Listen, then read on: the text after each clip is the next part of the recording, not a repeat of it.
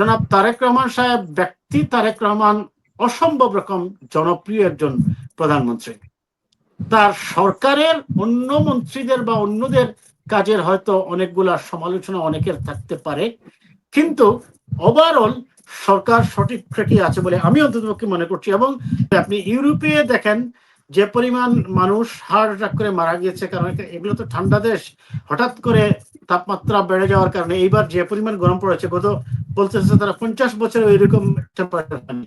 পুরো পৃথিবীর ওয়েদারটাই এখন কিন্তু উষ্ণ হয়ে যাচ্ছে। এটার এফেক্ট এখন কিন্তু এগুলো ঘন ঘন হবে। তার কারণটা হচ্ছে গ্রিন হাউস এফেক্টটা হচ্ছে জনসংখ্যা বাড়তেছে এবং পরিকল্পিত নগরায়নের না হওয়ার কারণে বাতাসে কার্বন ডাই অক্সাইডের পরিমাণ বাড়তেছে এবং এই যে টেম্পারেচার দিনে দিনে কিন্তু ইমপ্রুভ হয়ে মানে বেড়ে যাচ্ছে। কাজে এই পরিস্থিতিগুলো মোকাবেলা করে, বিশেষ করে এই বছর এইটা হওয়াতে বিএনপি এটা পড়ছে আরেকটা সমস্যা। এর মধ্যে আমাদের ওই যে একটু আগে বললাম যে আমাদের অনৈতিকতা, খুব রাতারাতি বড় লোক হওয়ার চিন্তা, মানে কোনোভাবে যদি একটি ঝামেলা বাঁধানো যায়, সেখান থেকে যদি কুইক রেন্টাল করা যায় বা একটা করা যায়, এই ধরনের এক শ্রেণীর লোক আমাদের সমাজে আছেই। এখন আসছি ইন পার্টিকুলার যদি আমি বলি, এইবারের এই যে বিদ্যুতের যে সমস্যাটা হয়েছে, আপনারা জানেন যে অ্যাক্সিলারেট থেকে তার গ্যাস থেকে তার মানে যেটা গ্রিডে সাপ্লাই দেওয়ার কথা, ওইখানে একটা বয়লার নষ্ট হয়ে গেছে। পরে যখন আপনার অ্যাক্সিলারেট থেকে আদানিটা শুরু হলো, আদানিরও একটা পার্টের কি হলো, সেখানেও যান্ত্রিক ত্রুটি দেখা দিল, সেখান থেকেও আবার গ্যাস সাপ্লাইটা গ্রিডে দেওয়া সম্ভব হয়নি। যার ফলে এই তার মানে এটা কমপ্লিটলি বিয়ন্ড ইউর কন্ট্রোল। যান্ত্রিক ত্রুটি তো মেশিনারি জিনিসের যে কোনো সময় হতেই পারে। যে বয়লারটা আপনারা জানেন যে গ্যাসগুলা এলএনজি গ্যাসগুলা বা ইয়েগুলাকে আমদানি করা হয়, সেটাকে খুব লো টেম্পারেচারে, এমনকি -140 থেকে -158 বা 160 ডিগ্রি টেম্পারেচার এটা রাখতে হয়।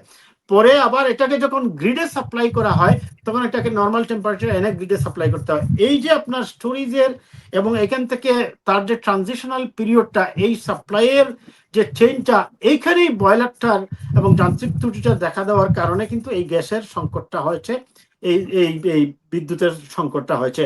এটা কিন্তু ম্যানমেড নয়, এটা হচ্ছে যান্ত্রিক ত্রুটি। Now you can argue with me that এইটা যখন হলো, তাহলে এটা কি কারো গাফিলতির কারণে হয়েছে কিনা? That is a burning question. এটার জন্য আমাদের ইনভেস্টিগেশন করতে হবে। ইনভেস্টিগেশন না করে এটা যে যথাযথভাবে তার রক্ষণাবেক্ষণ করা হয়েছিল কিনা, অনেকে বলছেন ইয়েস আদানি এখানে এক একটা ব্যর্থতা আছে। আদানি, আমি গতকালকে যেটা দেখলাম ওই রিপোর্টটাতে, আদানি বলছে যে তাদের বকেয়া পড়ে গেছে কত কোটি টাকা। এখন এইটা যদি দেওয়া না হয়, তারা বলছিল যে তাদের পক্ষে সাপ্লাই চেইন ধরে রাখাটা সম্ভব হবে না, সেটা হয়েছে। সেই ক্ষেত্রে সরকারের হুট করেই একটা সরকার থেকে আরেকটা সরকার এসেছে মাত্র, এই ট্রানজিশনাল পিরিয়ডে 6 মাসের মধ্যে হয়তোবা, আমি বলছি উইদাউট এনি ফার্দার মানে proper investigation, I cannot make any conclusory remark, হয়তোবা এখানে কাজের গতির কারণে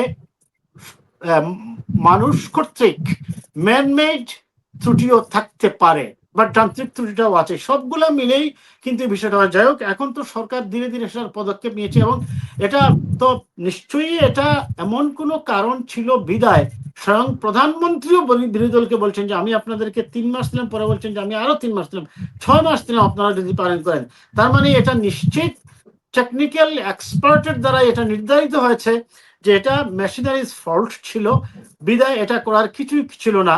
ওই যে মানে ওই ঘুরে ফিরে ওই কথাটাই বলতে হচ্ছে যে সুখের দিনেও বিএনপি দুঃখে থাকে সবসময়। যাই হোক, এটার থেকে আমরা যাতে ধীরে ধীরে এবং ভবিষ্যতে যাতে এই ধরনের ঘটনাগুলোর পুনরাবৃত্তি না হয়, আমাদেরকে সেই জন্য বিএনপি সরকারকে সতর্ক থাকতে হবে। এক, দ্বিতীয়ত আপনারা এই শ্রেষ্ঠ প্রধানমন্ত্রীর কথাটা বারবার বলছেন, দেখুন এটা যিনি বলেছেন, এগুলা হয় কি আমাদের দেশের রাজনীতির মেঠো বক্তৃতা। মেঠো বক্তৃতা যাকে বলেন, যেমন আমরা বক্তৃতায় উঠলে শেখ মুজিবুর রহমান সাহেবকে জাতির জনক বা বঙ্গবন্ধু, জিয়াউর রহমানকে হয়তো দেশপ্রেমিক বলা হচ্ছে, এরশাদ সাহেবকে পল্লীবন্ধু বলা হয়, শেখ হাসিনাকে গণতন্ত্রের মানুষকন্যা বলা হয়, বেগম খালেদা জিয়াকে আপসী নেত্রী বলা হয়।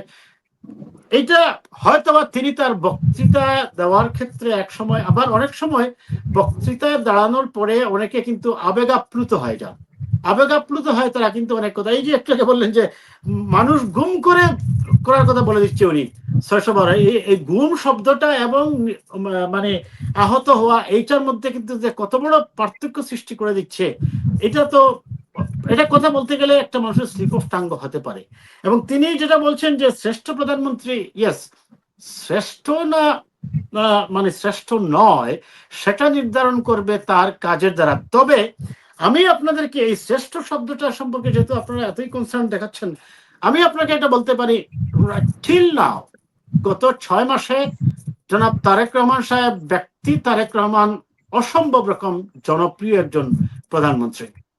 তার সরকারের অন্য মন্ত্রীদের বা অন্যদের কাজের হয়তো অনেকগুলা সমালোচনা অনেকের থাকতে পারে, কিন্তু ওভারঅল সরকার সঠিক ট্র্যাকে আছে বলে আমি অন্ততপক্ষে মনে করছি। এবং ব্যক্তি তারেক রহমান নিঃসন্দেহে তার যে সিম্পলিসিটি, তার যে চলাফেরা, এবং একজন প্রধানমন্ত্রী হয়ে মাত্র 150 টাকায় তিনি যে নাস্তা করছেন, এবং এই যে স্কুলের বাচ্চাদের ব্যাগ দেওয়ার মতো একটা বড় বাজেটের ব্যাপার বা খাবার দেওয়ার ব্যাপারে বড় বাজেটের ব্যাপারে তিনি খুব ত্বরিত গতিতে সিদ্ধান্ত নিতে পেরেছেন, এবং অনেকগুলা ভালো নিয়োগও কিন্তু দিয়েছেন। আবার অনেকগুলা নিয়োগ নিয়ে কিছু সমালোচনাও আছে, আমি দুইটাই বলছি। কিন্তু ওভারঅল ব্যক্তি তারেক রহমান নিঃসন্দেহে প্রমাণ করেছেন যে yes, he is the representative of মরহুম late President Mr. Ziaur Rahman. He is the representative of late Prime Minister Miss Begum Zia. সেই খালেদা জিয়ার এবং তারেক রহমানের যে যোগ্য উত্তরসূরি, সেটা তিনি প্রমাণ করেছেন তার অনেস্টি, সিনসিয়ারিটি, ডিগনিটির দ্বারা। But there is a big but, আপনি বলতে পারেন সেটা। আমি দেখলাম গতকালকে ওই দেবপ্রিয় ভট্টাচার্য তিনি ওই কথাটাই বলছেন যে তারেক রহমান জনপ্রিয় নিঃসন্দেহে, কিন্তু তার সরকারের অনেকগুলো কার্যক্রম নিয়ে তিনি বলছেন, আমি একই কথাই বলছি, সত্য কথা বলতে যেটা আরো ভালো হতে পারত। বাট আমরা যদি সবসময় মানে দূর থেকে, it's easy to say but it's hard to perform, right, একটা কথা আছে কিন্তু ইংরেজিতে। আমি এই আলোচনার থেকে আমি যদি কনক্লুশন টানি, যেহেতু আমরা শেষের দিকে চলে আসছি, আমি আবারও I am staying on my same point, and that is, একটা হচ্ছে জুডিশিয়াল, যখন আপনি জুডিশিয়াল সিস্টেমকে ক্রেডিবল করতে পারবেন, তখন একজন অপরাধী অপরাধ করার আগে সে 10 বার চিন্তা করবে, আমি যাহাই করি না কেন আমাকে আইনের আওতায় আসতেই হবে।